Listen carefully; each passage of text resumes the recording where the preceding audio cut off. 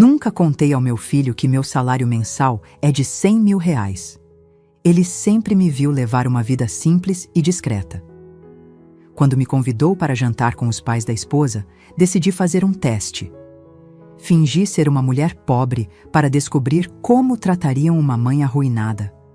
Mas assim que atravessei a porta, eu estava parada em frente àquela porta de mogno maciço, com minha bolsa puída pendurada no braço, quando percebi que minha vida estava prestes a desmoronar. Não pelo apartamento luxuoso na Barra da Tijuca, não pelos lustres de cristal que eu enxergava através da janela, mas pelo jeito que meu próprio filho olhou para mim naquele momento, como se eu fosse um problema a ser resolvido, uma vergonha a ser escondida. Meu nome é Marta Lacerda, tenho 67 anos, cabelos grisalhos que insisto em prender num coque simples e uma vida inteira guardada em segredos que ninguém jamais imaginou. Naquela noite de sábado, vestindo minha blusa de algodão creme e a calça social preta que uso há 5 anos, eu estava prestes a descobrir quem realmente importava na vida do meu único filho. Rodrigo abriu a porta com um sorriso que não chegou aos olhos. Ele estava diferente, o cabelo engomado para trás, a camisa de linho italiano, o relógio que brilhava no pulso como um pequeno sol de ouro. Meu menino. O mesmo que eu embalei durante noites de febre, que segurei a mão no primeiro dia de aula, que chorou nos meus braços quando o pai morreu. Mas agora ele olhava para mim como um estranho avalia uma mercadoria duvidosa. "Mãe, você chegou", disse ele, e havia algo estranho na voz. Uma hesitação, um desconforto. "Cheguei, meu filho. Trouxe até um bolo de fubá que fiz hoje de manhã", respondi, erguendo a marmita de plástico com um sorriso que forcei nos lábios. Ele nem olhou para o bolo. Foi quando ela apareceu. Valdirene, a mãe da Bruna, minha nora. Uma mulher alta, de cabelos loiros oxigenados, unhas postiças vermelhas como garras, e um vestido tubinho azul marinho que devia custar mais do que meu aluguel. Ela me encarou de cima a baixo, com aquele tipo de olhar que congela o sangue.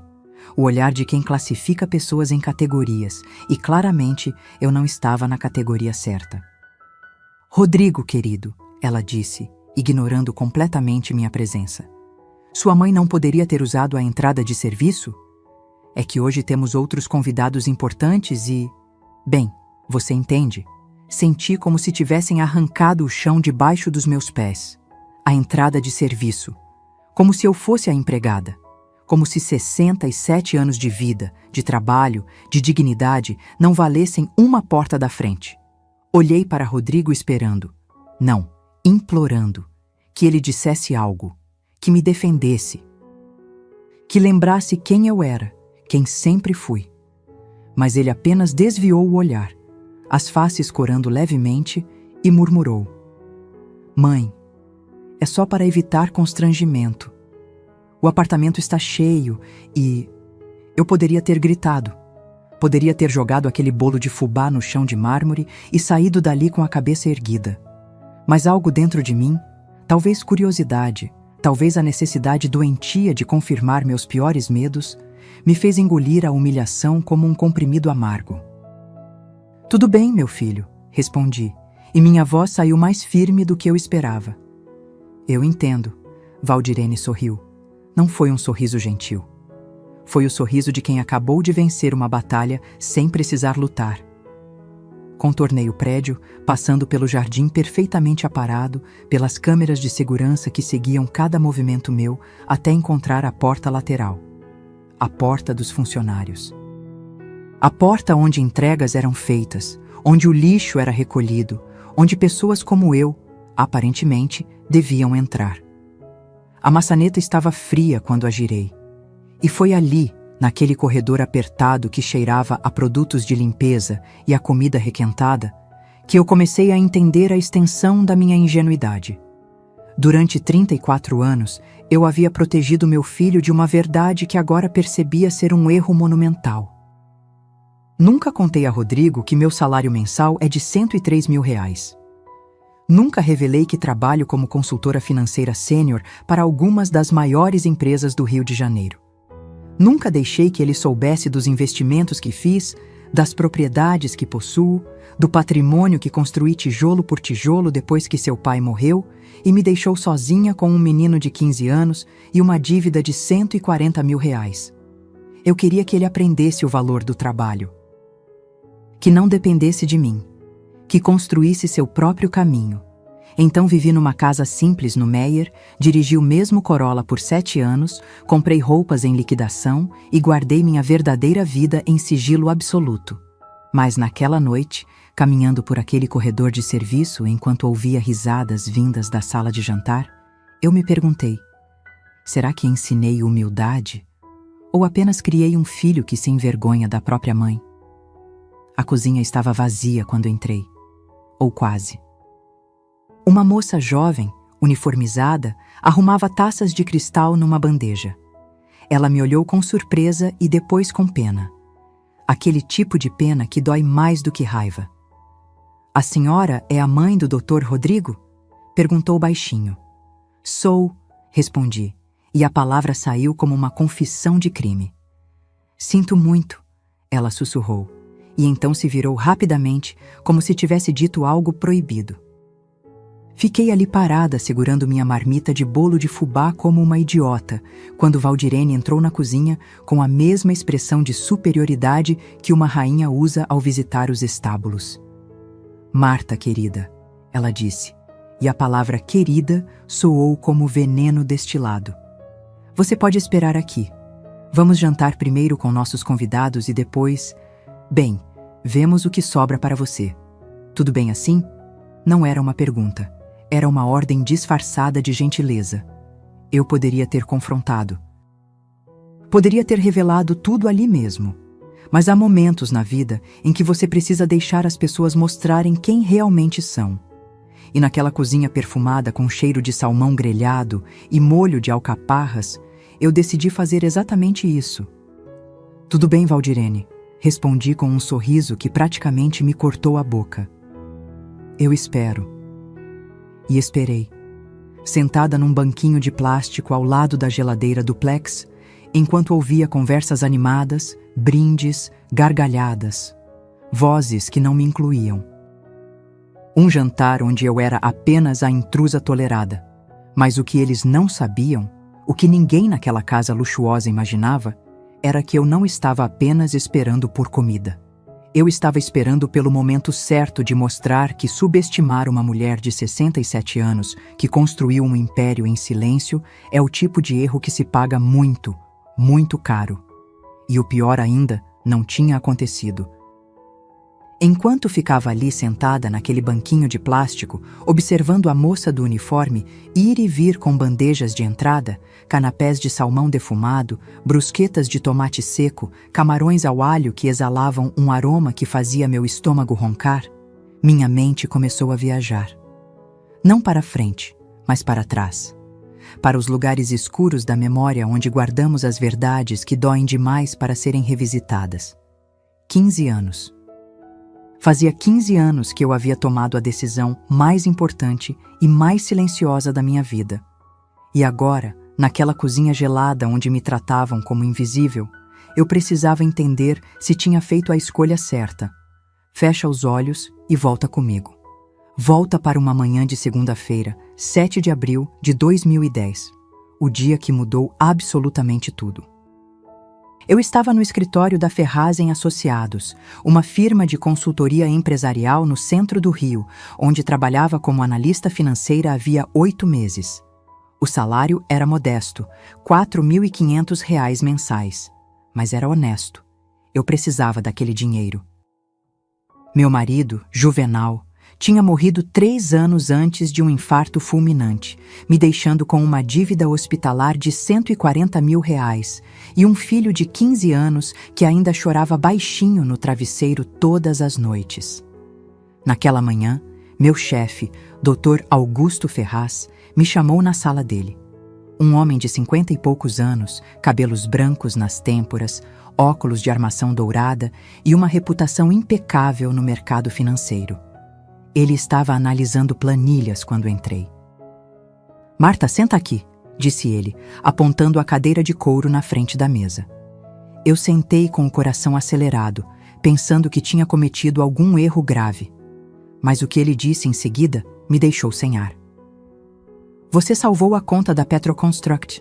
Aquela auditoria que você fez identificou um desvio de 3.200.000 reais que ninguém, absolutamente ninguém da equipe deles, tinha percebido. Ele tirou os óculos e me olhou diretamente nos olhos. Afafa, você tem um talento raro, Marta. Um olho para números que eu nunca vi em 40 anos de carreira. Eu não sabia o que dizer. Apenas balancei a cabeça, sentindo meu rosto esquentar. Quero te propor algo, continuou o Dr. Augusto. Te fazer consultora sênior da firma, salário inicial de 18.000 reais.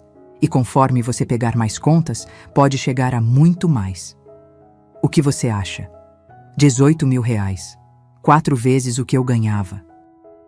Dinheiro suficiente para pagar as dívidas, colocar Rodrigo numa escola melhor, talvez até começar a sonhar com uma vida que não fosse apenas sobrevivência. Eu aceitei naquele mesmo instante. E foi ali que tudo começou. Não apenas minha carreira, mas também minha decisão de esconder quem eu estava me tornando. Porque 3 meses depois daquele dia, eu já estava ganhando 26.000 reais por mês. 6 meses depois, 38.000. 1 ano depois, 52.000. As empresas me procuravam não apenas para auditorias, mas para reestruturações financeiras completas, para estratégias de investimento, para salvar negócios à beira da falência. Eu tinha virado uma referência silenciosa no mercado. Doutora Marta Lacerda, a mulher que consertava desastres financeiros e transformava empresas sangradas em impérios lucrativos. Mas quando eu voltava para casa, no meu apartamento de 2 quartos no Meier, tirava meu terno cinza e vestia uma camiseta velha, Rodrigo não sabia de nada disso. Eu contava para ele que trabalhava como assistente administrativa, que ganhava mais ou menos 6.000 reais, o suficiente para vivermos com dignidade, mas sem exageros. Por quê? Por que uma mãe esconderia seu próprio sucesso do filho? Porque eu tinha medo. Medo de que ele se acomodasse. Medo de que deixasse de lutar. Medo de que se tornasse dependente do meu dinheiro e nunca descobrisse a força que havia dentro dele. Eu tinha visto isso acontecer tantas vezes, filhos de pessoas bem-sucedidas que viravam sombras inúteis dos pais, vivendo de mesadas e heranças, sem propósito, sem dignidade. Então escondi tudo. Continuei morando no mesmo apartamento simples. Dirigi o mesmo Corolla prata de 2018 até os bancos começarem a rachar. Comprei roupa em brechó e liquidação. Cozinhei feijão e arroz todos os dias. Mas nos bastidores, nos lugares que Rodrigo jamais viu, eu construí um império.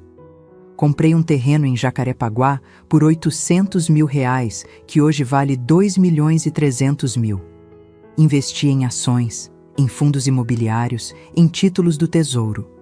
Abri uma conta bancária separada onde depositava 80% do meu salário todos os meses. Paguei as dívidas do Juvenal em 2 anos. E ainda sobrou. Aos 52 anos, eu estava rica. Não absurdamente rica, mas confortavelmente rica. Rica o suficiente para nunca mais precisar me preocupar com dinheiro. Rica o suficiente para poder escolher. E escolhi continuar fingindo que era pobre. Rodrigo se formou em administração numa faculdade particular. Eu paguei os 3.800 reais mensais durante 5 anos, dizendo que tinha feito um empréstimo consignado. Quando ele quis fazer um intercâmbio no Canadá por 6 meses, custando 87.000 reais, eu vendi umas economias antigas para bancar.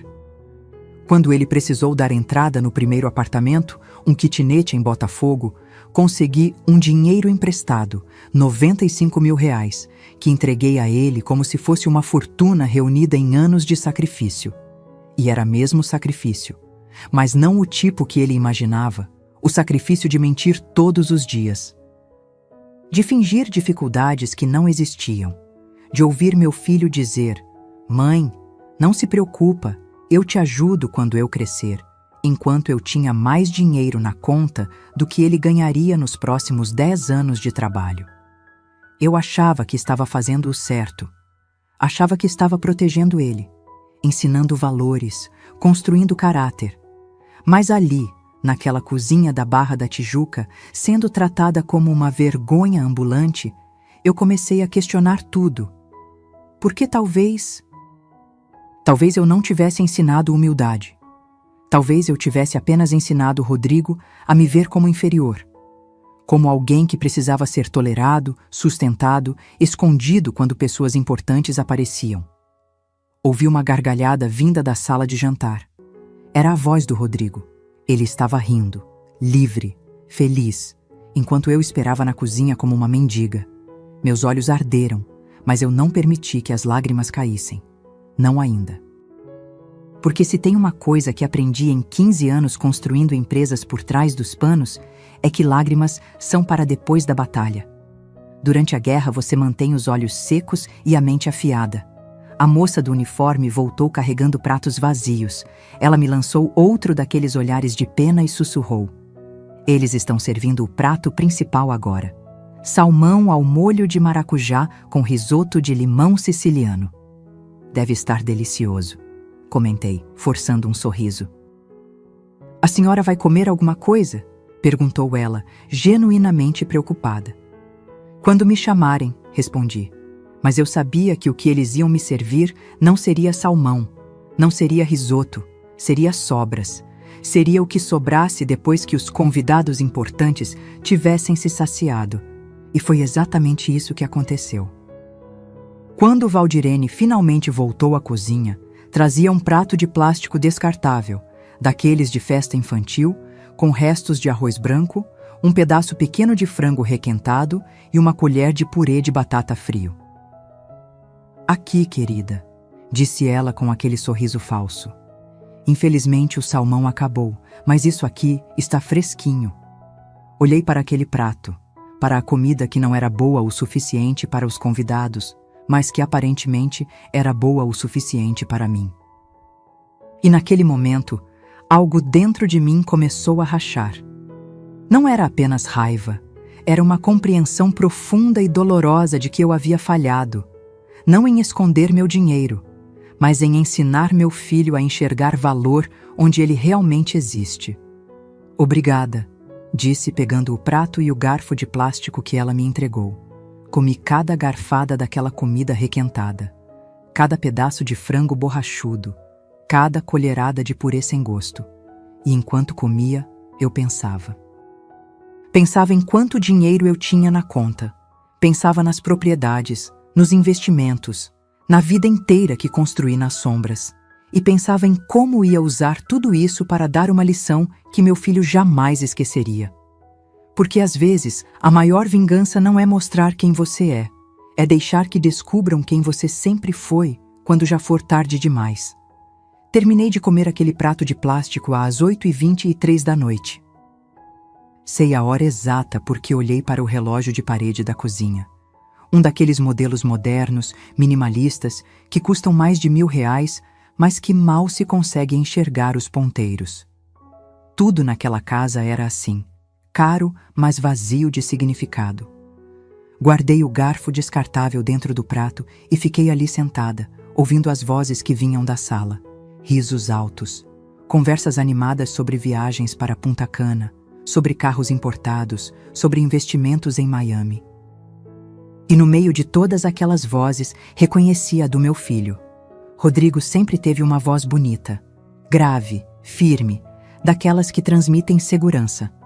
Quando era pequeno, ele cantava comigo enquanto eu lavava a louça.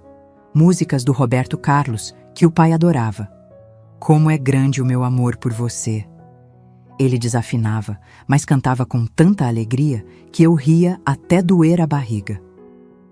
Agora, aquela mesma voz falava sobre retorno sobre investimento, diversificação de portfólio, aquisição de imóveis em áreas nobres. Palavras técnicas, palavras frias, palavras que não combinavam com o menino que chorava assistindo o Rei Leão e que dormia abraçado com um ursinho de pelúcia até os 12 anos. Quando foi que eu perdi meu filho? Não foi de repente. Nunca é. É como erosão. Você não vê a pedra se desgastando até que um dia olha e há um buraco imenso onde antes havia fundação sólida. Os primeiros sinais apareceram há uns 2 anos. Rodrigo tinha conseguido um emprego como gerente comercial numa construtora de luxo aqui no Rio. O salário era bom, 17 mil reais mensais mais comissões. Ele estava orgulhoso, e eu também estava. Finalmente, meu filho estava construindo algo por conta própria. Mas foi nessa época que as visitas começaram a diminuir.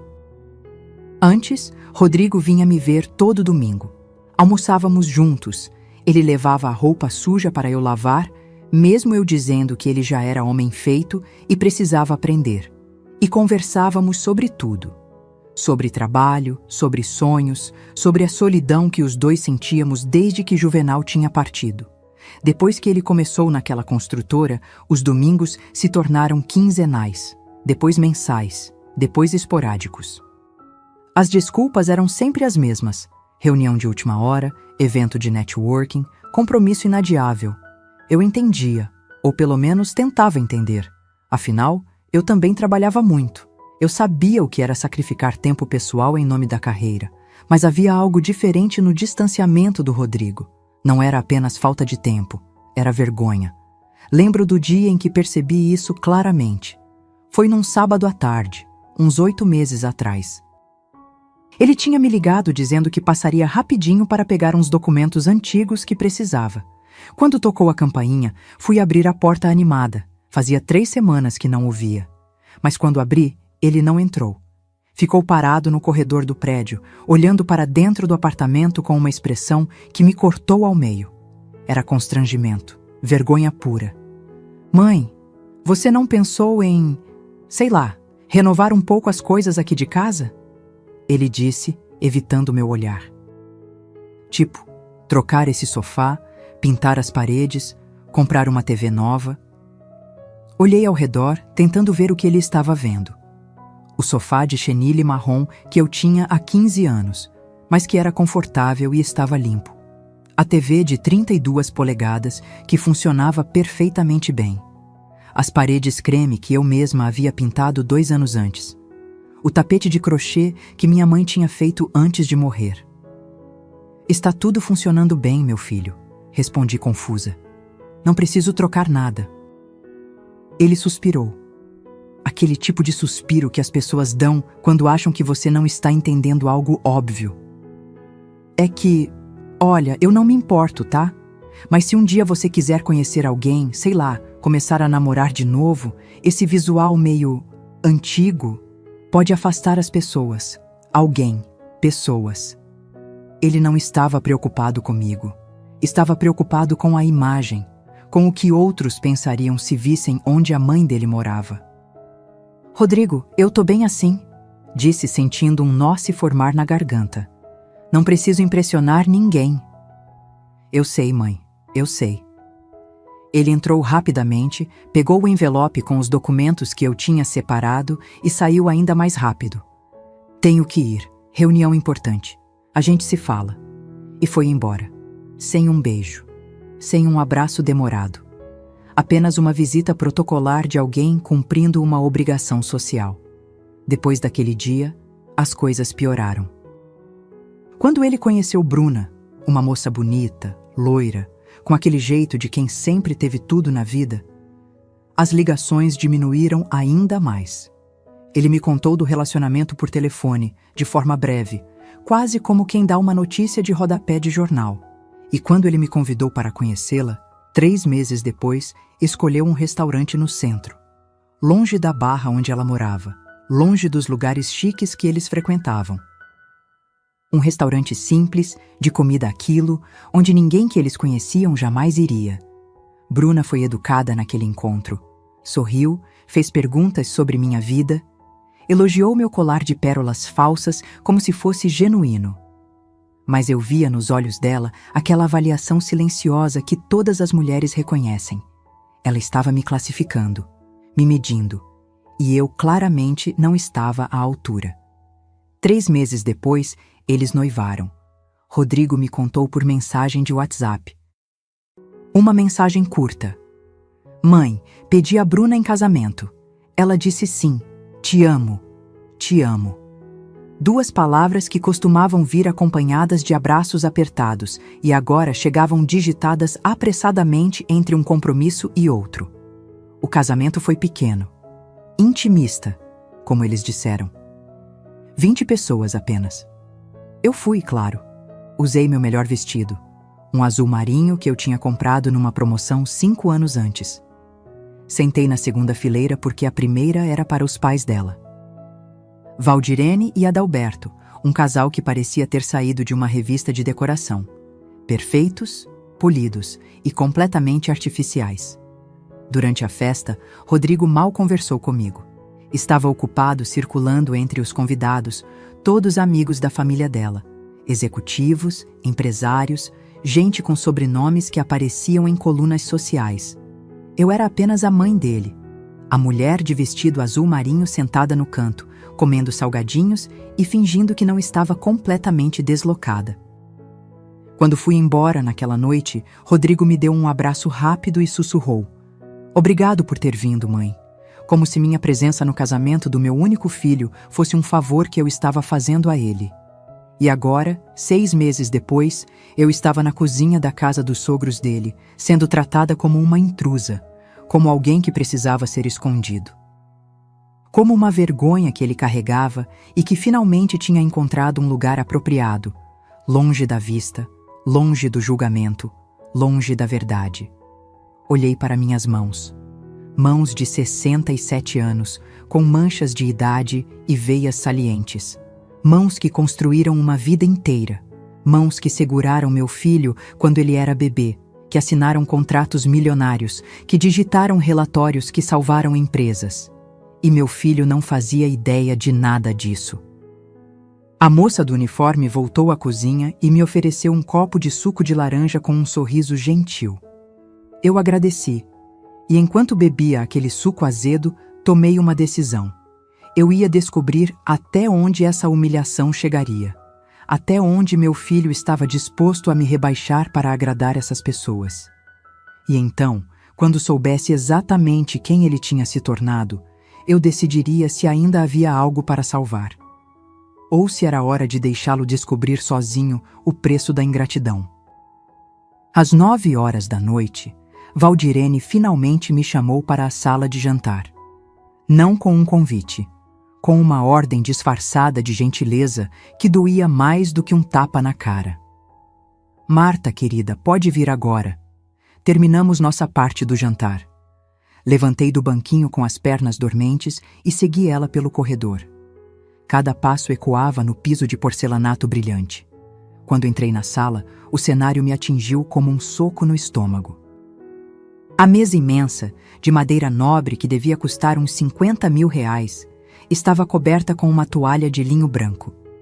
Taças de cristal refletiam a luz do lustre. Pratos de porcelana com detalhes dourados estavam empilhados na lateral. Restos de comida, cascas de camarão, ossos de cordeiro, guardanapos amassados, espalhavam-se como evidências de um banquete do qual eu não fiz parte. E ali, sentados como reis em seus tronos, estavam eles todos, Valdirene e Adalberto na cabeceira. Bruna ao lado do meu filho. Rodrigo com a gravata afrouxada, o rosto corado pelo vinho caro que brilhava na taça dele. E mais 4 pessoas que eu não conhecia, casais elegantes, perfumados, do tipo que frequenta clubes privados e vernissagens. Ninguém se levantou quando entrei. Ninguém puxou uma cadeira para mim. Mal olharam na minha direção. "Senta ali, Marta", disse Valdirene, apontando para uma cadeira no canto oposto da mesa, longe de todos, como se eu fosse uma criança sendo castigada. Sentei. O assento estava frio. E então percebi. Na minha frente não havia porcelana. Havia um prato descartável de plástico branco. Daqueles de aniversário infantil que custam R$ 10 o pacote com 50. Ao lado, um garfo e uma faca também de plástico. E um guardanapo de papel. Não de tecido como os que todos os outros usavam. Senti meu peito apertar, mas mantive o rosto neutro. Impassível. Porque se tem uma coisa que aprendi em décadas lidando com empresários arrogantes e executivos prepotentes, é que você nunca, jamais, deixa eles verem que te atingiram. A moça do uniforme trouxe meu prato. Não era salmão, não era risoto. Eram sobras. Literalmente. Um pedaço de frango requentado, que tinha perdido toda a cor e textura, arroz branco empapado e 3 rodelas de cenoura cozida demais. Infelizmente não sobrou da refeição principal, disse Valdirene com aquele sorriso que não chegava aos olhos. Mas isso aqui tá fresquinho, viu? A Neuza acabou de fazer. Olhei para o prato. Depois olhei para a mesa. Para os restos de lagosta, de salmão grelhado, de legumes coloridos assados na manteiga. Sobrou. Claro que sobrou. Só não sobrou para mim. Obrigada, disse, e comecei a comer. Cada garfada era uma lição de humilhação. O frango estava seco, borrachudo. O arroz, sem sal. As cenouras pareciam serragem na boca. Mas eu mastiguei tudo devagar. Engoli cada pedaço, porque recusar seria dar a eles exatamente o que queriam, uma reação. E enquanto eu comia, eles conversavam. Não comigo, entre eles. Adalberto contava vantagens sobre um negócio de incorporação imobiliária que fechou. 380 mil reais de lucro em 3 meses. Valdirene falava sobre a viagem que planejavam para Paris em novembro. Primeira classe. Hotel 5 estrelas, 15 dias. Bruna mostrava fotos no celular de um closet que estava reformando. 80 mil reais só em marcenaria. E Rodrigo? Meu filho ria, comentava. Participava daquela conversa sobre luxo e ostentação como se tivesse nascido naquele mundo. Até que Valdirene olhou para mim, diretamente, com aquele olhar que classifica pessoas como quem separa lixo reciclável. Marta, Rodrigo me contou que você mora no Meier. Deve ser difícil, né? Aquela região. Ela pausou, deixando a palavra flutuar no ar como fumaça tóxica. Tão complicada. Antes que eu pudesse responder, Adalberto emendou. É que a gente sempre fala pro Rodrigo. Tem que ajudar a mãe, né? Botar ela num lugar mais adequado. Afinal, conforme a idade vai chegando, a gente precisa de mais conforto, mais segurança. Eles estavam falando de mim como se eu não estivesse ali, como se eu fosse um problema a ser resolvido, uma carga, um peso. Olhei para Rodrigo esperando que ele dissesse algo, qualquer coisa, que me defendesse, que lembrasse a eles que eu criei ele sozinha, que trabalhei 2, 3 vezes mais que qualquer homem para dar a ele tudo o que precisava. Mas Rodrigo apenas bebeu mais vinho e murmurou. A gente tá vendo isso, sogro. É uma questão de tempo. Uma questão de tempo. Como se eu fosse um projeto de caridade. Como se minha vida inteira pudesse ser resumida a uma questão de tempo, até que alguém decidisse o que fazer comigo. Foi nesse momento que um dos convidados, um homem grisalho de terno cinza, comentou. O importante é a família cuidar, né? Tem tanta gente que abandona os pais em asilo público. Verdadeira crueldade. Asilo. A palavra pairou na sala como um abutre sobre carniça. E então ouvi algo que congelou meu sangue. Bruna, rindo baixinho, cochichou para a amiga ao lado dela. Mais alto o suficiente para eu ouvir. Imagina ter que sustentar sogra pobre pro resto da vida. É tipo herdar dívida. Ela riu. A amiga riu. E Rodrigo, meu filho, não disse absolutamente nada. Terminei de comer aquela comida horrível no silêncio mais pesado da minha vida. Agradeci educadamente. Levantei da mesa e voltei para a cozinha, onde Neuza, a moça do uniforme, lavava a louça com os olhos vermelhos. Ela também tinha ouvido. Sinto muito. Ela sussurrou de novo. Não precisa, respondi. Às vezes a gente precisa ver quem as pessoas realmente são antes de decidir o que fazer com elas. E naquela noite, saindo pela porta de serviço como tinha entrado, eu já sabia exatamente o que fazer. Só faltava o momento certo de executar. Antes de sair, pedi para usar o banheiro. Valdirene fez uma cara de desgosto, como se eu tivesse pedido para dormir na cama de hóspedes, mas acabou concordando com um gesto impaciente da mão. Usa o do corredor de serviço. É depois da lavanderia, última porta à esquerda. Segui pelo corredor estreito, passando pela área de serviço onde uma lavadora e secadora importadas zumbiam baixinho. O banheiro era pequeno, simples, claramente destinado aos funcionários. Mas estava limpo. Lavei as mãos, olhei para meu reflexo no espelho. Uma mulher de 67 anos com olhos cansados e um nó na garganta que não dissolvia. Respirei fundo. Mais alguns minutos e eu estaria longe dali. Longe daquela humilhação. Longe da prova viva de que tinha falhado como mãe. Quando abri a porta do banheiro, ouvi vozes vindas de algum lugar próximo. Vozes abafadas, mas intensas. Instintivamente, parei. A porta de um dos cômodos ao lado estava entreaberta. Uma fresta de luz escapava, formando uma linha dourada no chão. Era o escritório. E as vozes vinham de lá. Eu deveria ter ido embora. Deveria ter seguido meu caminho, pego minha bolsa e saído daquela casa sem olhar para trás. Mas algo me prendeu ali. Talvez intuição, talvez destino, talvez apenas a necessidade humana de confirmar que as coisas são tão ruins quanto parecem. Cheguei mais perto, e o que ouvi me destruiu. Olha, Rodrigo, eu entendo que é sua mãe. Era a voz de Adalberto, grossa, impaciente. Mas você precisa pensar no futuro, na sua família, na Bruna, nos netos que vocês vão ter. Silêncio. Depois, a voz de Valdirene, ácida como vinagre. Sua mãe não tem nada, querido. Absolutamente nada. Ela é um peso financeiro que só vai aumentar com o tempo.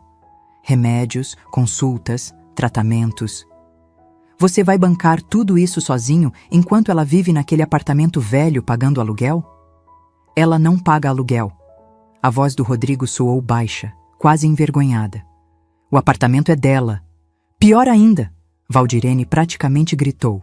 Quer dizer que tem um imóvel parado lá, sem render nada, enquanto ela poderia vender e usar o dinheiro para... Para o quê, mãe? Era a voz da Bruna agora, doce, mas calculista. A verdade é que aquele apartamento no Meier não vale quase nada. Talvez 150, 180 mil no máximo. Não resolve a vida dela nem por 5 anos. Meu coração batia tão forte que eu tinha certeza de que iam me ouvir. Mas tem aquele terreno, disse Adalberto, e eu senti o sangue gelar nas veias. O terreno em Jacarepaguá que você mencionou. Aquele sim tem valor. É, Rodrigo suspirou. Meu pai comprou há muitos anos. Tá no nome da minha mãe. Ela nunca quis vender. Quantos metros? Perguntou Adalberto com o tom de quem estava fazendo cálculos mentais. 1.200 metros quadrados, bem localizado, perto do Via Park Shopping. Houve uma pausa. Eu podia quase ouvir os neurônios deles trabalhando, calculando, planejando. Isso vale facilmente 2 milhões, disse Adalberto, e a ganância na voz dele era palpável. Talvez 2,5 se negociar direito com alguma construtora. Você trabalha no ramo, Rodrigo. Conhece gente. Esse terreno é uma mina de ouro parada. Mas ela não quer vender, Rodrigo repetiu, e havia frustração na voz. Já tentei conversar sobre isso. Ela diz que é herança sentimental do meu pai.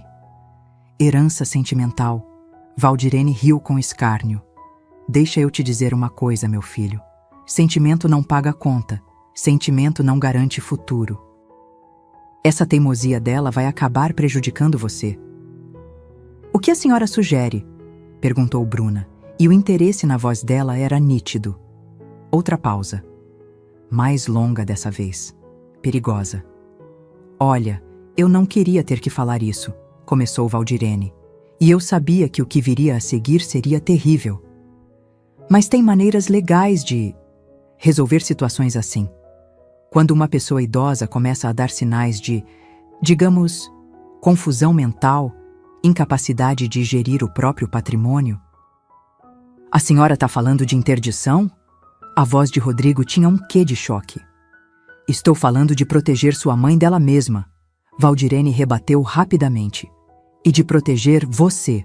Você é filho único. Herdeiro legítimo. Esse terreno um dia vai ser seu de qualquer jeito. A questão é, você quer esperar mais 20 anos enquanto ele fica lá parado ou quer garantir o futuro da sua família agora? Mas ela não tá senil, Rodrigo murmurou. Ela tá bem, lúcida. Por enquanto, disse Adalberto com frieza cirúrgica. Mas conforme a idade avança, essas coisas aparecem. E quando aparecerem, já pode ser tarde. Já pode ter vendido o terreno para qualquer espertalhão que apareça, ou doado para a igreja, ou quem sabe deixado em testamento para alguma instituição. O pai tem razão, amor. Bruna entrou na conversa, e a traição na voz da minha nora doía mais do que eu esperava. A gente não tá falando de fazer mal para ela. A gente tá falando de cuidar dela. Colocar num lugar apropriado, com assistência, onde ela tenha conforto e segurança. Tem aquele asilo municipal em Campo Grande, sugeriu Valdirene. Público, mas dizem que é limpo. Ela teria comida, remédio, atividades. Asilo municipal. Público. Eles estavam planejando me trancar num asilo público, enquanto ficavam com 2 milhões do meu terreno. Eu não sei, Rodrigo disse. E pela primeira vez naquela conversa horrível, havia dúvida na voz dele. Hesitação. Talvez um resto de consciência. Ela é minha mãe. Ela me criou sozinha. Trabalhou feito louca para me dar tudo. E agora é sua vez de retribuir, cortou Valdirene, garantindo que ela seja cuidada adequadamente. Rodrigo, filho, você precisa ser racional. Sua mãe não tem dinheiro, não tem futuro, não tem nada para deixar além desse terreno que ela está desperdiçando por teimosia sentimental. Silêncio. Um silêncio que durou séculos. E então, meu filho, meu único filho, o menino que eu segurei no colo, que eu embalei durante pesadelos, que eu protegi do mundo inteiro, disse, deixa eu pensar nisso. Não foi um não, foi um deixa eu pensar. Minha mão cobriu a boca para abafar o som que queria escapar. Não era choro. Era algo mais primitivo, mais doloroso. Era o som de um coração se partindo em pedaços tão pequenos que nunca mais poderiam ser remontados. Afastei-me daquela porta em silêncio. Atravessei o corredor. Peguei minha bolsa na cozinha e saí pela porta de serviço sem me despedir de ninguém, porque naquele momento eu não tinha mais um filho. Eu tinha um inimigo. O trajeto de Uber da Barra até o Meier durou uma eternidade. 52 minutos pressa no trânsito da linha amarela, mas cada segundo parecia dilatar, esticar, como se o tempo tivesse virado algo elástico e cruel. Eu estava sentada no banco de trás, com a bolsa apertada no colo, olhando pela janela sem ver nada. O motorista tentou puxar conversa 2 vezes, perguntou se eu estava bem, se tinha acontecido alguma coisa. Eu apenas balancei a cabeça e murmurei, estou ótima, obrigada. Ele captou o recado e ligou o rádio baixinho. Uma música sertaneja tocava, falando sobre amor e traição.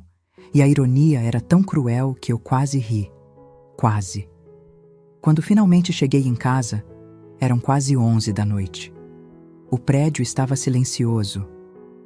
Subi os 4 andares de escada, o elevador estava quebrado há 3 semanas e o síndico ainda não tinha chamado o técnico, com as pernas pesadas como chumbo.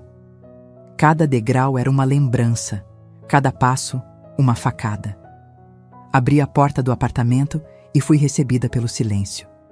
Aquele silêncio denso, absoluto, que só quem mora sozinho conhece de verdade. Acendi a luz da sala. O sofá marrom de chenille me olhava de volta. A TV antiga no rack de MDF. O tapete de crochê da minha mãe.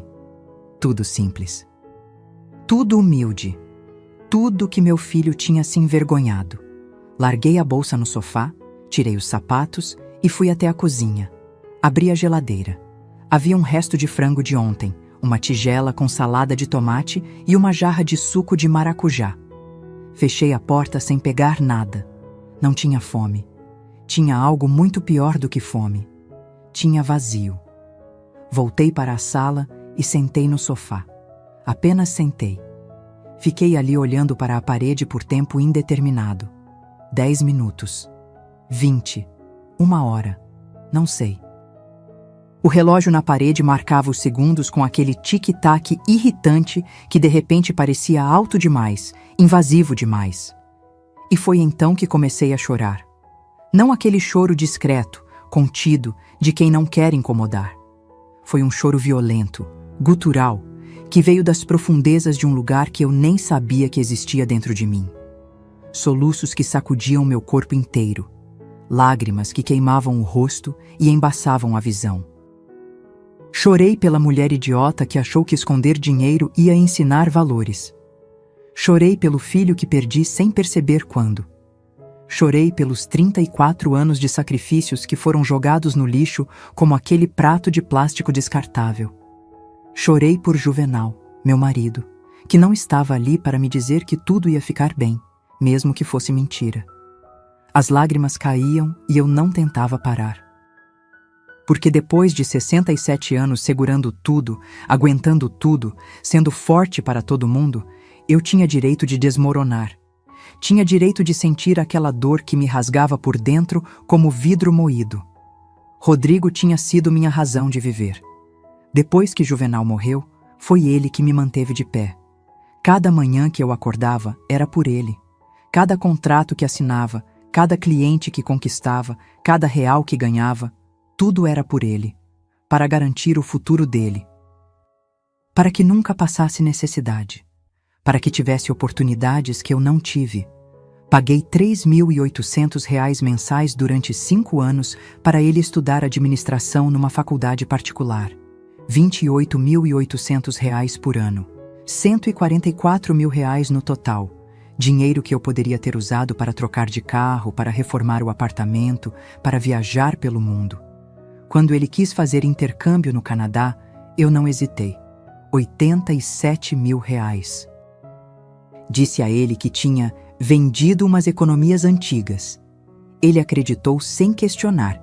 Passou 6 meses em Vancouver aprendendo inglês, conhecendo gente, vivendo experiências, e voltou diferente, mais polido, mais ambicioso, mais distante. Depois teve a entrada do apartamento. R$ 95 mil que entreguei a ele com um sorriso e uma mentira sobre dinheiro emprestado que vou pagar aos poucos. Ele pegou, assinou os papéis e 3 meses depois já estava reclamando que o apartamento em Botafogo era pequeno demais, longe demais, não tinha vaga de garagem. Somando tudo mesmo, eu tinha investido R$ 428 mil no meu filho ao longo dos últimos 15 anos. 428 mil. Dinheiro que dei com amor, com sacrifício, com a esperança de que ele se tornasse um homem de bem. E o que ele se tornou? Um homem que me escondeu pela porta de serviço, que me serviu comida em prato descartável, que ficou calado enquanto a sogra me humilhava, que estava considerando me internar num asilo público para roubar meu terreno. O choro ficou mais intenso, mais doloroso. Eu abraçava um dos almofadões do sofá como se fosse um salva-vidas no meio de um oceano revolto. E gritava. Gritava mesmo, ali sozinha no meu apartamento velho, deixando sair toda aquela dor que tinha sido represada durante anos. Por quê? Eu gritei para o teto, para Deus, para o universo. Por que eu fiz tudo errado? Onde foi que eu errei? Mas não havia resposta. Apenas o eco da minha própria voz, voltando vazio, oco, sem sentido. As horas passaram. Eventualmente, as lágrimas secaram. Não porque a dor tinha diminuído, mas porque o corpo humano tem um limite físico para o sofrimento. Fiquei ali sentada, com o rosto inchado, os olhos ardendo, o peito doendo como se alguém tivesse pisado em cima. Eram 3h20 da manhã quando finalmente consegui me levantar.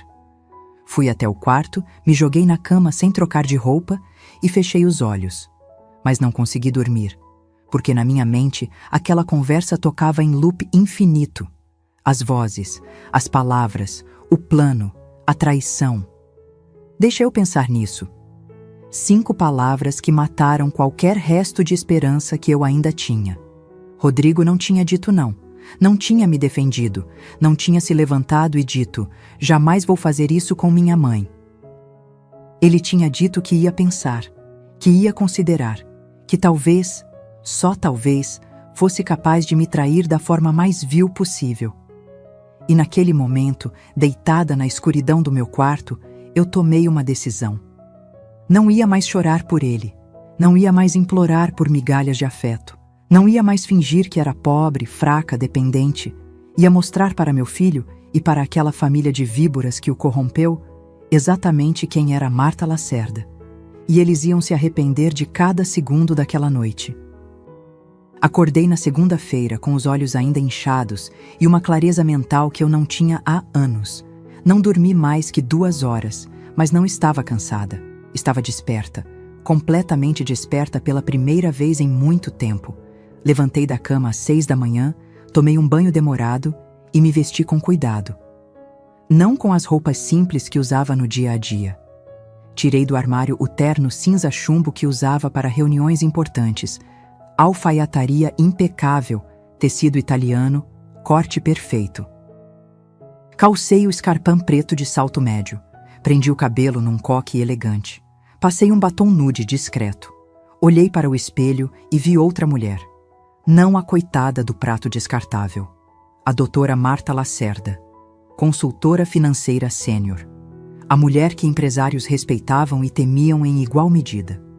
Preparei um café forte, comi 2 fatias de pão com manteiga e às 7h15 da manhã estava discando o primeiro número. Doutor Heitor, bom dia. É a Marta Lacerda. Preciso marcar uma reunião urgente. Hoje, se possível. Doutor Heitor Pamplona era meu advogado há 12 anos. Um homem sério, competente, com escritório na Presidente Vargas e uma reputação impecável em direito sucessório e patrimonial. Conhecia cada detalhe da minha vida financeira, porque era ele quem estruturava meus investimentos e protegia meu patrimônio. Marta? Claro, claro. Aconteceu algo? A preocupação na voz dele era genuína. Aconteceu, respondi, e minha voz saiu firme como concreto.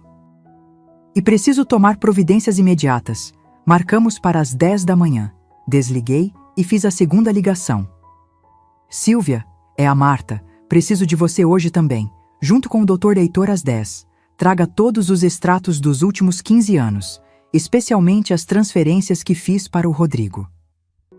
Silvia Romero era minha contadora, uma mulher meticulosa, organizada, que guardava cada recibo, cada comprovante, cada centavo movimentado. Se eu tinha dado R$1 para meu filho, Silvia tinha o registro.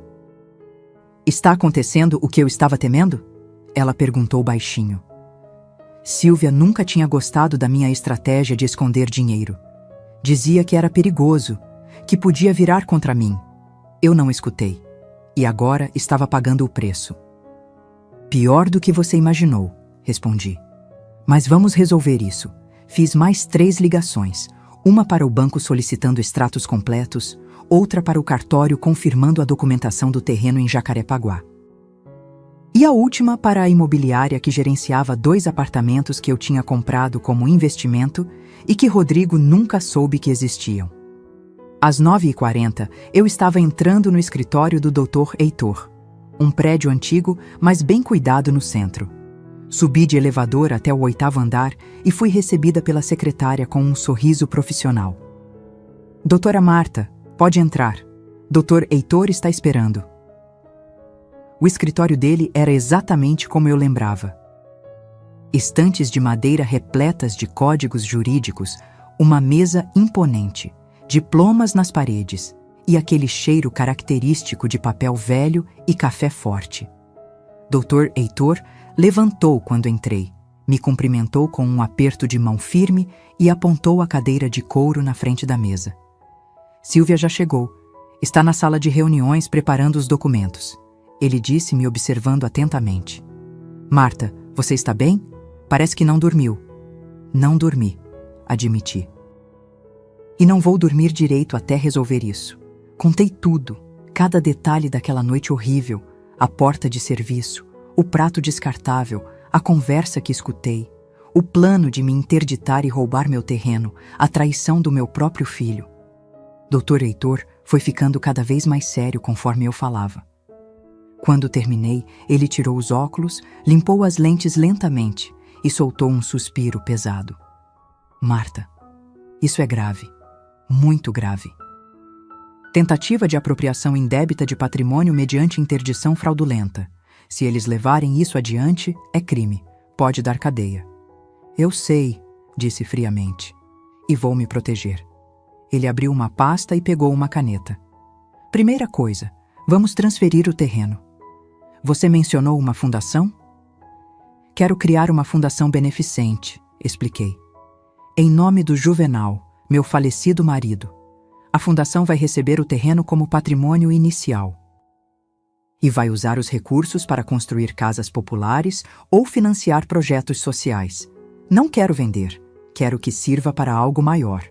Dr. Heitor anotou tudo rapidamente. Perfeito, isso tira completamente o terreno do alcance de qualquer processo de interdição ou herança direta. Vou começar a estruturar hoje mesmo. Preciso de uns 15 dias para finalizar toda a papelada. 15 dias eu tenho, respondi. Segundo ponto, quero alterar meu testamento. Ele olhou para mim com aquela expressão de advogado que já viu de tudo, mas que ainda consegue se surpreender. Quer deserdá-lo completamente? Hesitei. Apenas um segundo, porque por mais traído que meu coração estivesse, ele ainda era meu filho. Ainda era o menino que eu tinha carregado no ventre. Mas então lembrei da voz dele dizendo, deixa eu pensar nisso. E a hesitação passou. Quero deixar para ele o equivalente ao que investi nele. R$428 mil. Nenhum centavo a mais. O resto vai para a fundação e para projetos sociais que vou definir com você. E quanto é o resto? Perguntou o Dr. Heitor. 2.400.000 em investimentos, 380 mil em poupança e renda fixa, 2 apartamentos que valem juntos 700 mil, e o terreno que vale aproximadamente 2.300.000, total 5.800.000 reais. O silêncio que se seguiu foi pesado. Doutor. Heitor me olhou com uma mistura de respeito e incredulidade. Marta, seu filho não fazia ideia de nada disso? Nenhuma ideia, respondi, e havia amargura na minha voz. Eu quis que ele fosse humilde, que trabalhasse, que não dependesse de mim. Mas o que eu criei foi um homem que se envergonha da própria mãe porque acha que ela é pobre e inútil. Silvia entrou na sala nesse momento, carregando uma pasta gorda com documentos. Ela me cumprimentou com um abraço apertado, coisa rara nela, e espalhou os papéis sobre a mesa. Está tudo aqui, disse ela. Cada transferência, cada pagamento, faculdade, intercâmbio, entrada do apartamento, ajudas mensais que você mandava quando ele reclamava que estava apertado. Tudo documentado, datado, com comprovantes bancários. Olhei para aqueles papéis, para aqueles números. 428 mil reais em 15 anos. Uma fortuna dada com amor. Desperdiçada em ingratidão. Terceiro ponto, continuei, olhando para Dr. Heitor. Quero um documento formalizando que cortei qualquer tipo de suporte financeiro ao Rodrigo a partir de hoje. E quero que fique registrado o motivo. Podemos fazer isso, ele concordou. Mas, Marta, posso te dar um conselho? Claro. Não faça isso no calor da emoção. Pensa mais alguns dias, conversa com ele. Dá uma chance para que... Ele teve 34 anos de chances. Cortei, e minha voz saiu dura como pedra. Eu dei amor, dinheiro, oportunidades, e ele retribuiu me escondendo pela porta de serviço e planejando me roubar. Não há mais conversa possível, Dr. Heitor. Só há consequências. Ele assentiu devagar e voltou a anotar. Passamos 3 horas naquele escritório, estruturando a fundação, alterando o testamento, preparando procurações específicas, organizando documentos, protegendo cada centavo do meu patrimônio. Quando saí de lá ao meio-dia, eu não era mais a mulher destroçada da noite anterior. Eu era uma fortaleza e estava pronta para a guerra. Porque se meu filho queria me tratar como inimiga, então inimiga ele teria. e essa inimiga conhecia cada vulnerabilidade dele. Passei os 3 dias seguintes em silêncio absoluto. Não liguei para Rodrigo. Não mandei mensagem. Não dei sinal de vida. Deixei que ele pensasse que eu tinha engolido a humilhação e seguido em frente, como sempre fiz. Como a mãe obediente, paciente, que nunca reclama de nada. Mas por trás desse silêncio, eu estava construindo algo. Uma armadilha tão perfeita que, quando fechasse, não haveria escapatória. Na quinta-feira à tarde, liguei para o Rodrigo. Deixei o telefone tocar 6 vezes antes que ele atendesse. E quando atendeu, sua voz tinha aquele tom de quem está ocupado demais para falar com a mãe. Oi, mãe. Tudo bem? Desculpa não ter ligado, tá corrido aqui no trabalho. Trabalho. Como se fosse desculpa para tudo. Tudo bem, meu filho, respondi, e forcei minha voz a soar frágil, cansada. Eu precisava falar com você sobre uma coisa. Silêncio do outro lado. Um silêncio tenso. Que coisa, mãe? Respirei fundo, como se estivesse reunindo coragem. É que eu ando me sentindo meio confusa ultimamente, esquecendo coisas. Ontem fui ao mercado e quando cheguei em casa não lembrava o que tinha ido comprar. E tem essas contas, esses papéis todos do apartamento, do terreno. Tá tudo tão complicado. Fiz uma pausa, deixando a preocupação pairar. Acho que tô ficando velha mesmo, Rodrigo. Eu podia quase ouvir os neurônios dele trabalhando do outro lado da linha. A engrenagem girando.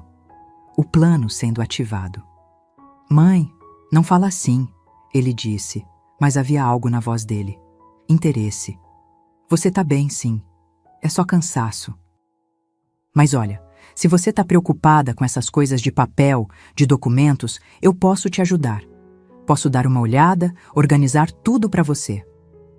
Lá estava. A isca tinha sido mordida. Você faria isso por mim? Perguntei, fingindo alívio genuíno.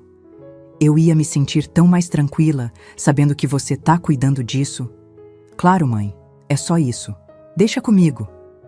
Ele estava animado agora, quase empolgado.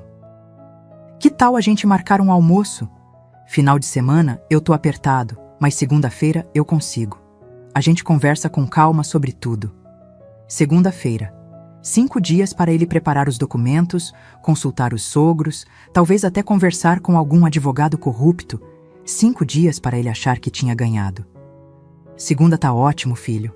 Mas será que não pode ser num lugar bonito? Fiz minha voz soar quase infantil. Faz tanto tempo que não almoço num restaurante bom. Domingo passado foi... Bem, foi meio desconfortável para mim. Me senti meio deslocada. Ouvi ele engolir seco. Culpa. Boa. Que sentisse. Claro, mãe. Vou marcar num lugar legal. Deixa comigo. Te busco em casa às 11h30?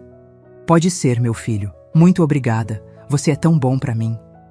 Desliguei e olhei para o celular com um sorriso amargo nos lábios. Tão bom. Tão bondoso. Tão disposto a ajudar a mãe velha e confusa que estava começando a perder a cabeça. Mas o Rodrigo tinha cometido um erro fatal. Ele tinha subestimado a própria mãe. Liguei imediatamente para Dr. Heitor. Ele mordeu a isca, informei. Segunda-feira, 12h. Preciso que você esteja de prontidão. Onde vai ser o encontro? Ainda não sei. Ele vai escolher. Mas aposto que vai ser em algum lugar caro, cheio de gente da área dele. Quer parecer o filho exemplar que cuida da mãe. Precisa de testemunhas. Esperto, murmurou o Dr. Heitor, mas não esperto o suficiente. O que você precisa de mim? Que esteja com todos os documentos prontos, extratos, comprovantes, o histórico completo de tudo que dei a ele.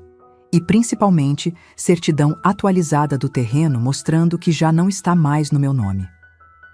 A transferência para a fundação foi finalizada ontem. Ele confirmou. Já está tudo registrado em cartório. O terreno agora pertence à Fundação Juvenal Lacerda para a Habitação Popular. Irreversível.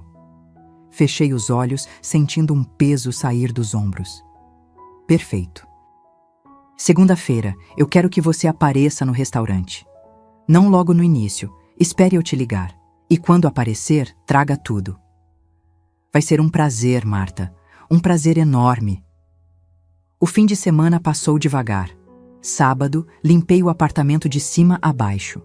Domingo, cozinhei feijão tropeiro e arroz, comi assistindo um filme antigo na TV e dormi cedo. Dormi profundamente pela primeira vez desde aquela noite horrível. Porque agora eu não era mais a vítima. Eu era a caçadora. Segunda-feira amanheceu ensolarada. Um daqueles dias de céu azul sem nuvens que o rio às vezes presenteia a gente. Me arrumei com cuidado. Vesti o mesmo conjunto simples de sempre. Calça preta, blusa bege, sapatos baixos. Deixei o cabelo solto. Nenhuma maquiagem. Queria parecer exatamente o que Rodrigo esperava. Uma senhora humilde, um pouco perdida, um pouco vulnerável. Ele chegou às 11h30 em ponto. Buzinou do carro, como sempre fazia, em vez de subir. Desci carregando minha bolsa velha de couro puído. Dentro dela, meu celular com o número do Dr. Heitor na descagem rápida. O BMW dele brilhava ao sol. Preto, impecável, com aquele cheiro de carro novo que invade as narinas assim que você abre a porta. Entrei e forcei um sorriso. Oi, meu filho. Que carro bonito. Comprei mês passado, ele disse com orgulho. Bluetooth, bancos de couro, câmera 360 graus. Uma máquina. Uma máquina de R$250 mil, enquanto a mãe dele comia em prato descartável. Mas não disse nada. Apenas concordei com a cabeça e deixei ele dirigir. 20 minutos depois, estávamos entrando no Prana Vegetariano, um restaurante sofisticado em Ipanema. Teto alto, decoração minimalista, clientela selecionada. Exatamente o tipo de lugar onde executivos almoçam e fecham negócios. Quando entramos, reconheci alguns rostos, empresários que eu já tinha assessorado. Uma diretora financeira que me respeitava profundamente. Um consultor que me devia um favor enorme depois que salvei a empresa dele de uma auditoria desastrosa. Eles me viram, reconheceram, mas eu desviei o olhar rapidamente, mantendo minha postura de senhora simples e invisível. Rodrigo pediu uma mesa perto da janela. Um garçom atencioso trouxe o cardápio, e o preço médio dos pratos passava fácil de R$80. Pede o que quiser, mãe, disse Rodrigo com generosidade performática. Hoje é dia de comemorar. Comemorar o quê? Nós. Nossa relação. E o fato de que vou cuidar melhor de você daqui pra frente. Cuidar. A palavra soava doce, mas eu sabia que era veneno. Pedimos. Ele, um risoto de cogumelos com trufas. Eu, uma salada com salmão grelhado. Conversamos amenidades enquanto esperávamos. Ele falou sobre o trabalho, sobre um contrato grande que estava negociando, sobre uma viagem que queria fazer com a Bruna. E então, enquanto comíamos, ele disse: Mãe, trouxe uns papéis aqui para você dar uma olhadinha. Nada demais. Só uma procuração simples para eu poder ajudar você com as coisas burocráticas. Banco, contas, essas coisas. Assim você não precisa se preocupar mais. Ele tirou um envelope da pasta que tinha trazido. Dentro, folhas impressas. Texto pequeno, técnico, cheio de jargões jurídicos. Peguei os papéis e fingi que lia, mas já sabia o que estava ali. Procuração irrevogável, ampla. Dando a ele controle total sobre meu patrimônio. Parece complicado, murmurei, com a voz trêmula de propósito. Não é não, mãe. É padrão. Só assina aqui embaixo. Vou cuidar de tudo para você. Olhei para meu filho, para o homem em que ele tinha se transformado. E naquele momento senti uma tristeza profunda. Não por mim, por ele, porque ele estava prestes a perder algo que nunca mais conseguiria recuperar. Antes de assinar, disse baixinho: Tem uma coisa que preciso te contar. Ele franziu a testa. Que coisa, mãe? Peguei meu celular, disquei, esperei 2 toques. Dr. Heitor, pode vir agora. E então olhei para Rodrigo com um sorriso que não tinha mais nada de frágil. Vou te contar quem sua mãe realmente é. A expressão no rosto do Rodrigo mudou instantaneamente. Confusão, depois desconfiança. Ele olhou para o celular na minha mão, depois para mim, tentando entender o que estava acontecendo. Mãe, que história é essa? Quem é, doutor? Heitor, meu advogado. Respondi calmamente, guardando o celular na bolsa. Ele já está a caminho. Deve chegar em uns 10 minutos. Rodrigo piscou várias vezes, como se estivesse tentando processar uma informação que não fazia sentido. Seu advogado? Mãe, você não tem advogado. Você nem... Nem o quê, Rodrigo? Cortei e minha voz saiu diferente, firme, sem tremor. Nem tenho dinheiro para isso? Nem preciso de um? É isso que você ia dizer?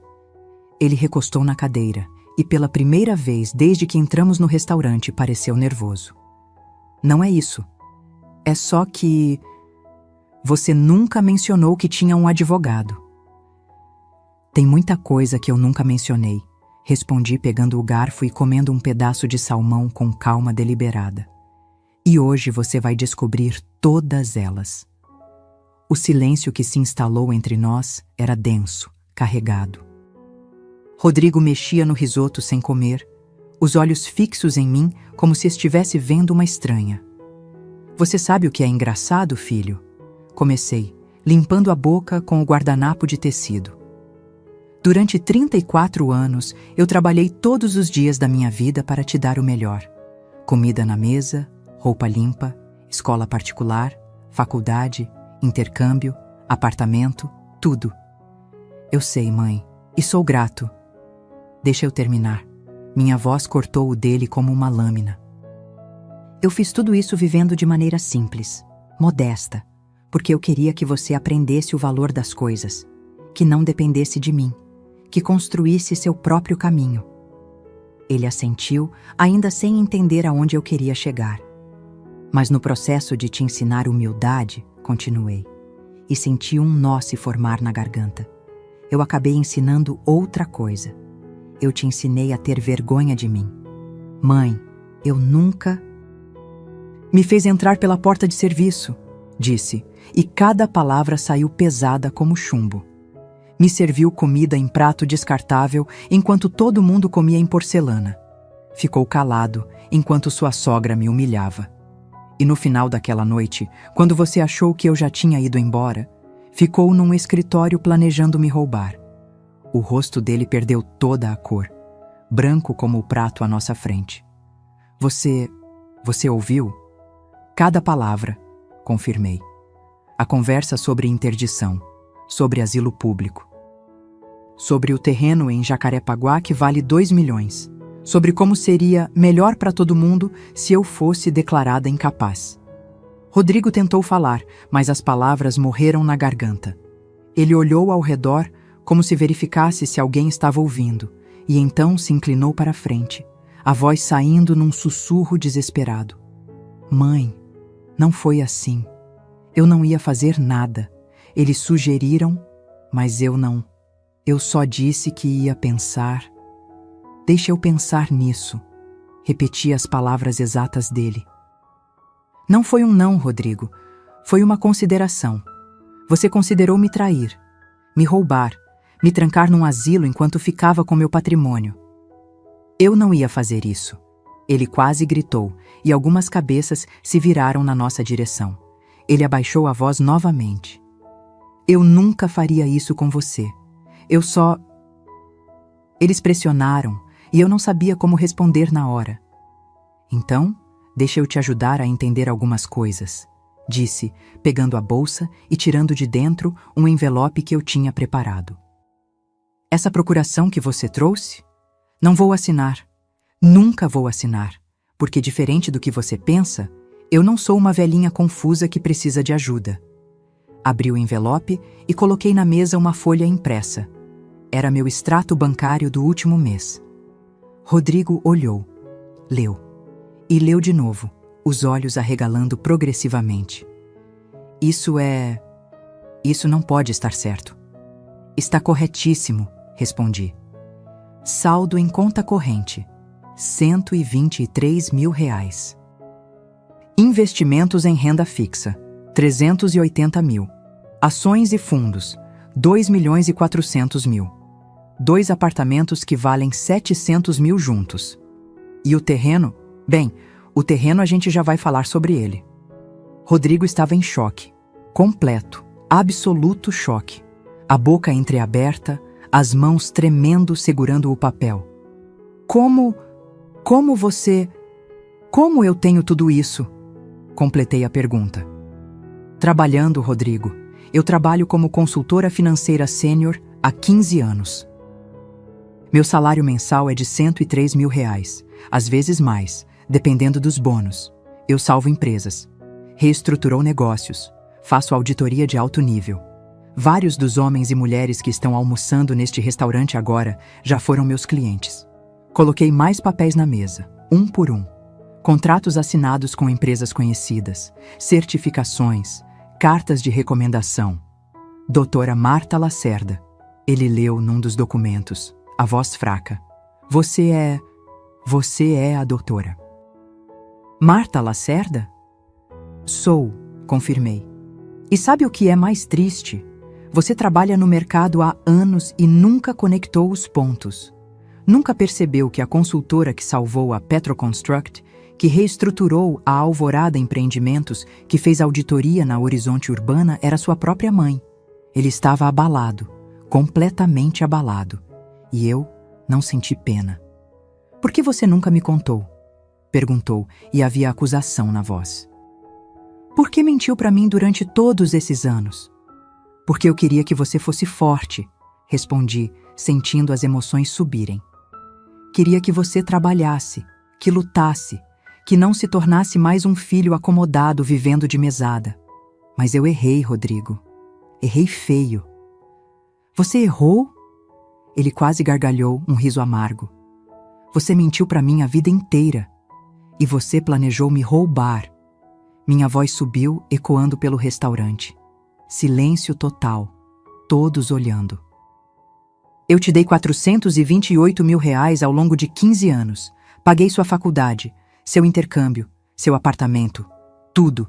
E você retribuiu querendo me trancar num asilo e roubar meu terreno. Foi nesse momento que Dr. Heitor entrou no restaurante. Alto, de terno azul marinho, pasta de couro na mão. Ele caminhou diretamente até nossa mesa com a postura de quem está acostumado a tribunais e confrontos. Boa tarde, cumprimentou educadamente, puxando uma cadeira e sentando-se sem pedir licença. Rodrigo, eu presumo? Prazer, Dr. Heitor Pamplona, advogado da sua mãe. Rodrigo olhou de mim para ele, depois de volta para mim, completamente perdido. Trouxe os documentos que você pediu, Marta, disse Dr. Heitor, abrindo a pasta e espalhando papéis sobre a mesa. Primeiro, histórico completo de transferências financeiras feitas para Rodrigo Lacerda nos últimos 15 anos. Total documentado, R$ 428 mil. Ele empurrou as folhas para frente. Rodrigo olhou. Estava tudo ali. Cada transferência, cada ajuda, cada mentira sobre empréstimo consignado. Segundo, continuou o Dr. Heitor, certidão atualizada do terreno em Jacarepaguá. Como você pode ver, o imóvel não está mais no nome da doutora Marta Lacerda. Foi transferido legalmente para a Fundação Juvenal Lacerda para a habitação popular. Irreversível, irrevogável. Rodrigo pegou o documento com mãos trêmulas. Leu, e seu rosto ficou cinza. Você doou o terreno? Doei, confirmei. Pro nome do seu pai. Para fazer algo que ele sempre sonhou. Ajudar pessoas de verdade. Construir casas populares. Dar dignidade para quem precisa. Não deixar nas mãos de gente gananciosa e ingrata. Terceiro e último. Dr. Heitor pegou mais um documento. Novo Testamento da doutora Marta Lacerda, registrado em cartório na última sexta-feira. Rodrigo Lacerda receberá como herança o valor exato que sua mãe investiu nele, R$ 428 mil. O restante do patrimônio, estimado em R$ 5.800.000, será destinado à fundação e a projetos sociais. O silêncio que se seguiu foi absoluto. Rodrigo olhava para os papéis como se fossem uma sentença de morte. E, em certo sentido, eram. A sentença da ganância dele. Mãe, ele começou, a voz quebrada. Eu nunca realmente ia... Não importa mais, cortei. O que importa é que você considerou. Você olhou para mim naquela noite, me viu como um peso, como um problema, como algo descartável. E isso eu não posso perdoar. Levantei da cadeira. Doutor Heitor fez o mesmo. Peguei minha bolsa, minha dignidade e olhei para meu filho pela última vez. A conta do almoço é por sua conta, disse. Afinal, você queria parecer o filho generoso, né? E saí daquele restaurante com a cabeça erguida, sob o olhar de dezenas de pessoas que finalmente tinham visto quem eu realmente era. Uma mulher que não precisava de ninguém, muito menos de um filho que só a queria morta em vida. Os 3 dias seguintes foram os mais estranhos da minha vida. Não porque algo dramático tenha acontecido. Pelo contrário, foi justamente o silêncio que me surpreendeu. Rodrigo não ligou, não mandou mensagem. Não apareceu na minha porta implorando perdão ou gritando acusações. Nada. Silêncio absoluto. Mas a vida ao redor continuou se movendo. E as consequências do almoço no prana vegetariano começaram a se desenrolar como peças de dominó caindo uma após a outra. Na terça-feira de manhã, recebi uma ligação de Beatriz Fonseca, diretora financeira da Alvorada Empreendimentos, uma das empresas que eu havia assessorado 2 anos atrás. Ah, Marta, que história foi aquela no prana? Tá todo mundo comentando, ela disse, e havia admiração genuína na voz dela. Você colocou seu filho no lugar dele, bem na frente de meia dúzia de executivos. Virou lenda. Eu não sabia se ria ou se ficava constrangida. Não foi minha intenção criar espetáculo, Bia. Mas criou. E sabe o que mais? Aquele seu filho trabalha na Megacorp Construções, né? Pois é. O diretor-presidente estava almoçando lá também. Ouviu tudo.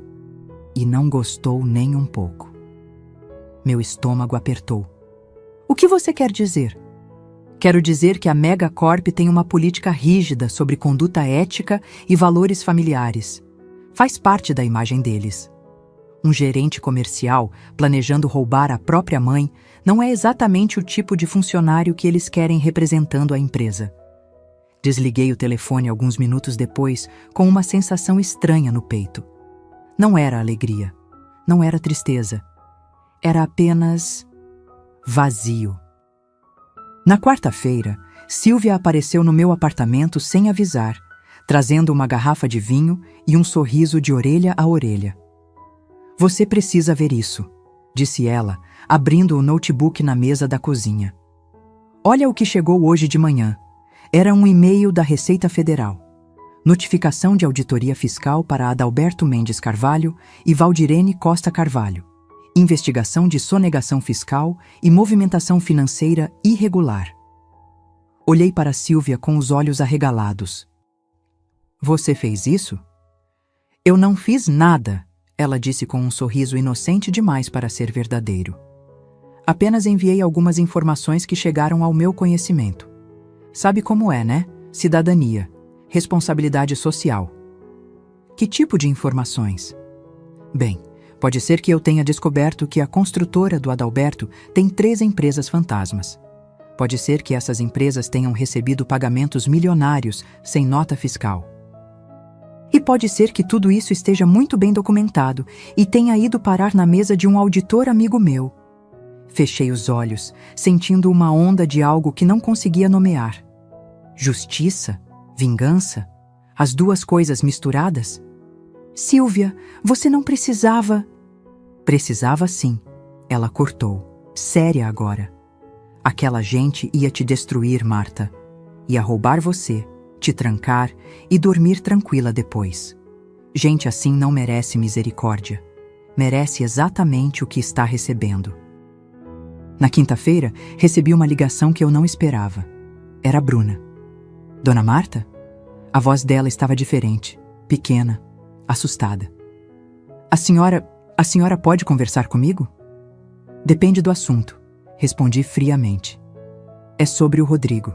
Ele foi demitido, perdeu o emprego e a gente tá com problemas, muitos problemas. Problemas como? Ela hesitou. Depois disse, a voz embargada. Meus pais estão sendo auditados pela Receita. Tem um monte de gente indo na empresa revirando tudo. Meu pai tá desesperado. E o Rodrigo não arranja emprego em lugar nenhum. Ninguém quer contratar ele depois do que aconteceu. A história se espalhou. Deveria sentir pena, mas não sentia. E você quer o que de mim, Bruna? Quero pedir desculpas. Em nome dele também. A gente errou. Errou muito. A senhora não merecia... Ela começou a chorar. Por favor, a senhora pode conversar com ele? Pode perdoar? A gente precisa da senhora.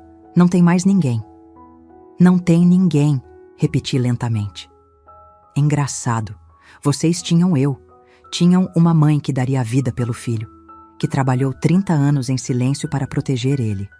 Mas eu não era boa o suficiente. Era pobre, humilde, uma vergonha. A gente sabe disso agora. A gente sabe que errou. E eu sei que não quero mais fazer parte da vida de vocês, disse, e a firmeza na minha voz me surpreendeu. Rodrigo fez escolhas. Vocês fizeram escolhas. Agora vivam com as consequências. Desliguei antes que ela pudesse responder. E foi naquele momento, com o telefone ainda quente na mão, que algo dentro de mim finalmente se rompeu. Mas não de dor, de libertação. Passei os próximos 2 meses dedicando meu tempo à fundação. A Fundação Juvenal Lacerda cresceu mais rápido do que eu esperava. Fechamos parceria com a prefeitura para construir 50 casas populares no terreno de Jacarepaguá. Criamos um programa de microcrédito para mulheres empreendedoras. Estabelecemos um fundo de bolsas de estudo para jovens de baixa renda. E descobri que fazer o bem dói menos do que guardar rancor. Em outubro, 3 meses depois daquele almoço, recebi uma carta, manuscrita. Reconheci a letra de Rodrigo imediatamente. Abri com as mãos tremendo. Mãe, não espero que você leia isso. Não espero que responda. Só preciso escrever. Eu estraguei tudo. Sei disso. Perdi meu emprego. Meu casamento está acabando. Bruna pediu divórcio semana passada.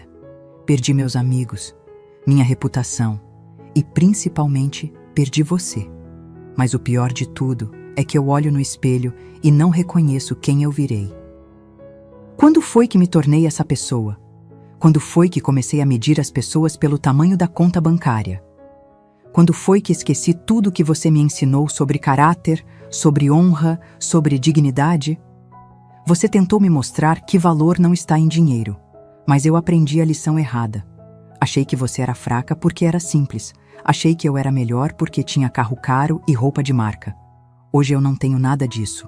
E descobri que sem você, eu não tenho nada mesmo. Não estou pedindo perdão. Não mereço. Estou apenas dizendo que sinto muito. E que vou passar o resto da vida tentando ser o homem que você merecia que eu fosse.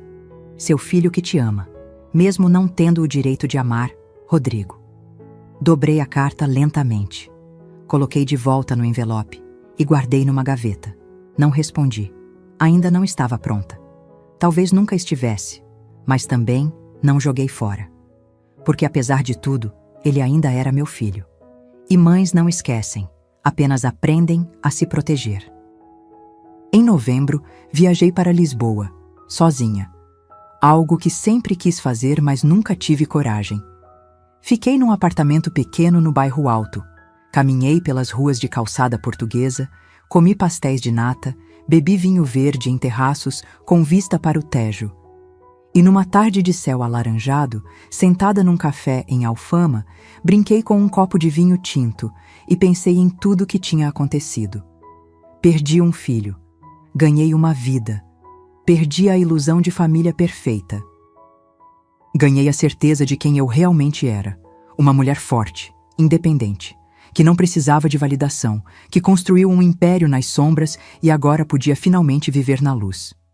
Voltei ao Brasil em dezembro. A fundação já tinha aprovado 60 projetos. 200 famílias seriam beneficiadas no ano seguinte. E meu nome verdadeiro, estava sendo reconhecido não como mãe de alguém, mas como quem eu sempre fui. Doutora Marta Lacerda. A mulher que salvava empresas e agora salvava vidas. Na véspera de Natal, o telefone tocou. Era Rodrigo. Deixei chamar até cair na caixa postal, não por crueldade, mas porque ainda não era a hora. Talvez um dia eu respondesse. Talvez um dia conseguisse olhar para ele sem sentir a facada da traição. Mas não hoje. Não agora. Hoje eu brindava a mim mesma. A mulher que fui, a mulher que me tornei, a mulher que finalmente aprendeu que o maior amor não é aquele que você dá aos outros. É o amor que você tem coragem de dar a si mesma. Se esta história tocou seu coração, se você já viveu algo parecido ou conhece alguém que precise ouvir que está tudo bem em se colocar em primeiro lugar, deixe seu comentário. Escreva de onde você está assistindo e se inscreva no canal para continuar acompanhando histórias de mulheres que encontraram força onde ninguém imaginava que existia. Porque a verdadeira riqueza não está no que você possui. Está no que você não permite que lhe seja tirado, principalmente sua dignidade. Fim.